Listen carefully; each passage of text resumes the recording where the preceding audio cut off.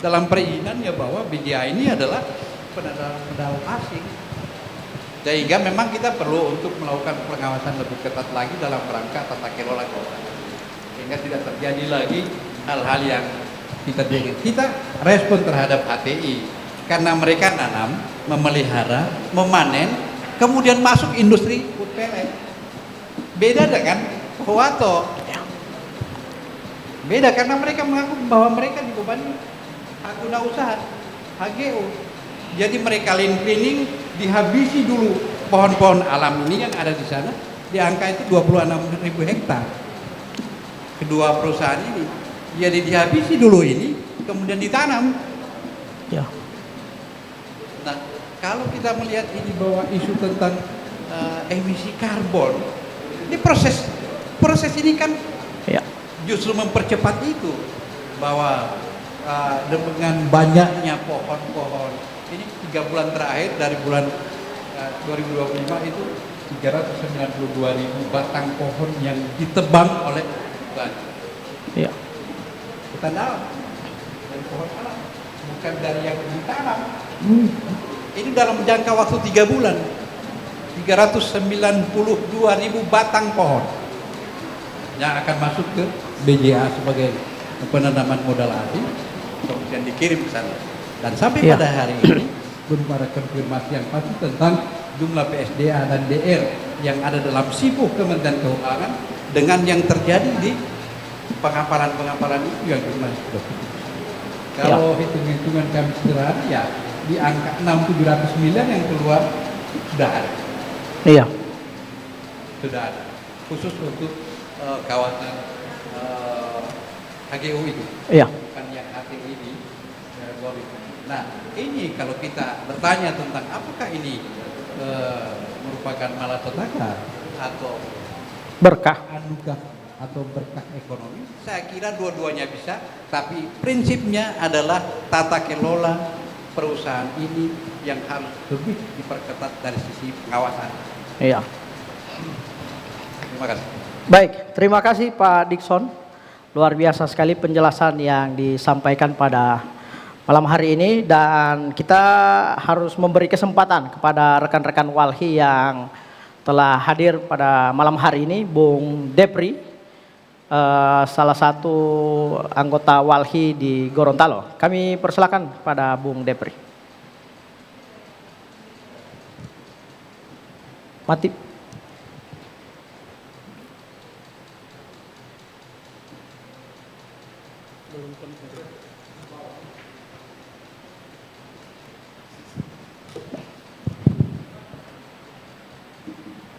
Oh, lagi diuji dulu.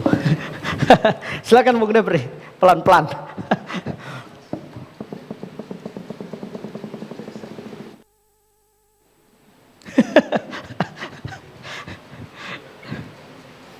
Ini kayaknya mix Sotako duluan. Saya Devri, Direktur Eksekutif Walhi Gorontalo.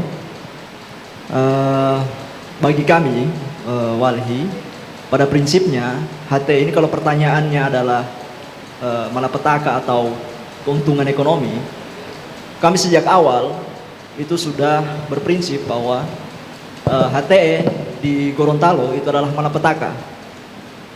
Kenapa kami mengatakan demikian begitu? Karena kami melihat ini kalau kita pakai kacamata ekonomi begitu. Di Gorontalo itu ruang hidup rakyat, artinya ruang hidup rakyat ini bisa berarti tanah, bisa berarti artinya akses terhadap sumber daya alam yang dibuktikan dengan penggunaan lahan berdasarkan data itu. Di Gorontalo itu masyarakat itu nyaris tidak punya ruang hidupnya karena sudah dikuasai, sudah dikooptasi oleh korporasi begitu. Baik bidang perkebunan, dalam hal ini sawit, maupun pertambangan, dan juga HTI, HTE begitu, yang sekarang terbaru jadi HTE begitu. Kemudian pertanian monokultur jagung. Yang terakhir ini kenapa kami kategorikan seperti itu, karena memang sejatinya dia didrive oleh industri pakan. Dia bukan berdasarkan, dia bukan ekonomi kerakyatan yang dibangun oleh dari rakyat itu sendiri gitu. Sebagaimana yang kita tahu, kalau kita bicara jagung, maka kita akan bicara soal program agropolitan berbasis jagung. Ya. Nah, di sana kita bisa telusuri begitu. Dari mana asal dari kenapa masyarakat Gorontalo itu banyak menanam jagung. Masuk ke HTE, saya pertama ingin membantah soal deforestasi yang dikeluarkan oleh Pak Heru. Ini sangat disayangkan. Karena menurut Pak Heru, deforestasi itu yang pertama secara term adalah, kata Pak Heru, adalah penurunan nilai kualitas hutan. Gitu. Bagi kami ini adalah permainan bahasa yang dilembutkan. Deforestasi itu Pak Heru, itu penghilangan hutan ya Pak. Ya. Ya, dia deforestasi itu penghilangan hutan. Dan uniknya, pemirsa Mimosa TV dan para tamu undangan yang hadir, HTE ini masuk di dalam dokumen Volunetsing 2030, dokumen pemerintah yang ingin mencapai target bahwa ada proyeksi di tahun 2030 ini sekian emisi yang dihasilkan oleh Indonesia. Maka melalui dokumen Volunetsing di tahun target itu akan dikurangi begitu. Usahakan tidak menyampai angka itu begitu. Nah, salah satunya adalah melalui proyek biomasa atau wood pellet dengan pemanfaatan hutan. Nah, ini pemerintah sebut sebagai deforestasi terencana. Ada dua istilah yang digunakan pemerintah dalam dokumen itu, deforestasi terencana, deforestasi tidak terencana. Nah, ini unik begitu karena ini hanya terjadi di Indonesia, Pak. Sejauh penelusuran kami, di negara-negara lain di dunia tidak ada namanya deforestasi legal terencana begitu, tidak ada, Pak. Yang namanya deforestasi itu adalah ancaman terhadap ekosistem begitu. Nah, saya ingin memulai dengan bagaimana sejarah tadi karena disinggung begitu bahwa di Gorontalo Utara itu dia beda dengan Pohuwato dalam hal perizinan begitu. Dan alhamdulillah kata Pak Heru bahwa masyarakat di sanalah yang sebenarnya melakukan deforestasi begitu. Nah, saya ingin membawa kita semua, mungkin para hadirin juga telah mengetahui, cuma saya ingin mengingatkan begitu sejarah bagaimana penguasaan hutan di Indonesia begitu. Di zaman kolonial ada yang namanya domain full clearing begitu. Artinya semua tanah yang tidak bisa dibuktikan kepemilikannya adalah milik negara. Disitulah mulai dipetakan begitu. Hutan mana-mana hutan yang dianggap terlantar dan tidak punya bukti masyarakat atas tanah, maka dianggap sebagai milik negara. Padahal sebagaimana kita tahu, masyarakat kita di zaman itu tentu saja tidak punya bukti formal terhadap penguasaannya atas tanah tersebut. Masyarakat adat, masyarakat lokal, termasuk yang ada di Gorut, termasuk yang ada di wilayah lain di Gorontalo begitu.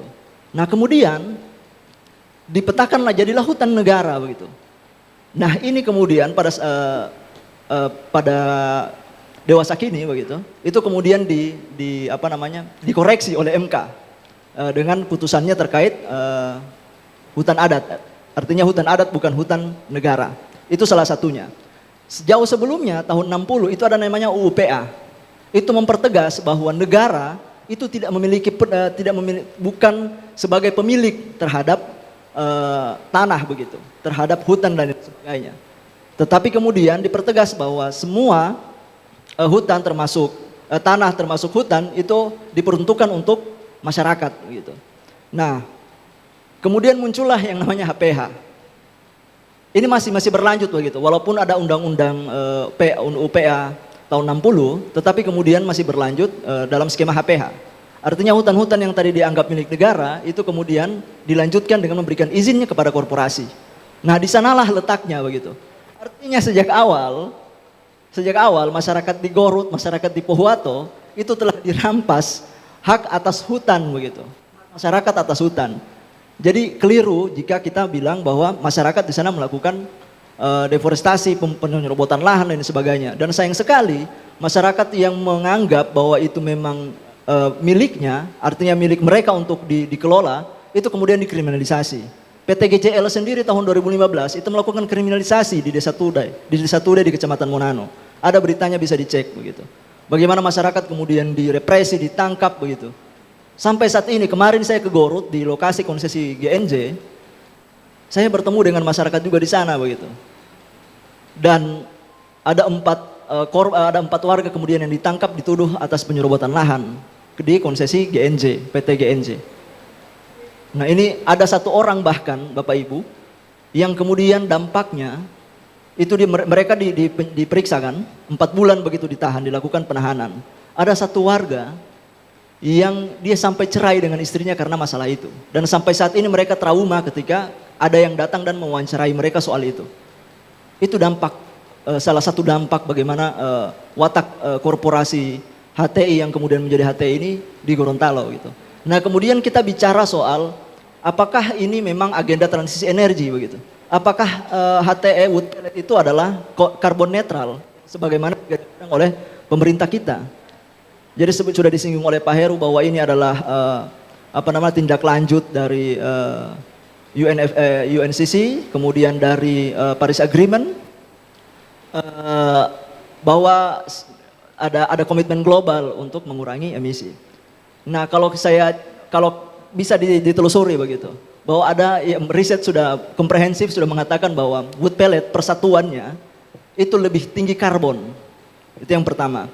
Yang kedua, laju panen berarti emisi terlepas kan, itu tidak bisa diimbangi dengan yang namanya cadangan karbon yang akan tumbuh itu, pohon yang akan tumbuh tidak bisa diimbangi, lajunya lebih cepat begitu. Dan itu bantahan untuk bahwa ini adalah proyek untuk karbon netral. Dan untuk katanya wood pellet ini untuk co-firing, untuk mengurangi penggunaan batu bara.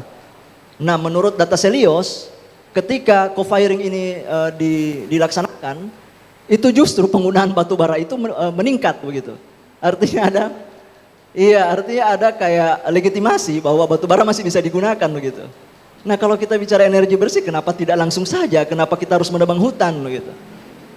Nah itu beberapa statement yang kemudian ingin menanggapi bahwa tenaga kerja ini seringkali ini oleh perusahaan, bahwa ketika ada perusahaan tentu saja masyarakat akan dipanggil untuk kerja. Nah menurut kami ini bukan sebuah kesuksesan, ini bukan solusi, tetapi bukankah ini adalah akibat dari perampasan ruang hidup rakyat yang sudah tidak ada tadi, tidak tahu apa ya jadi bekerja gitu, jadi buruh begitu.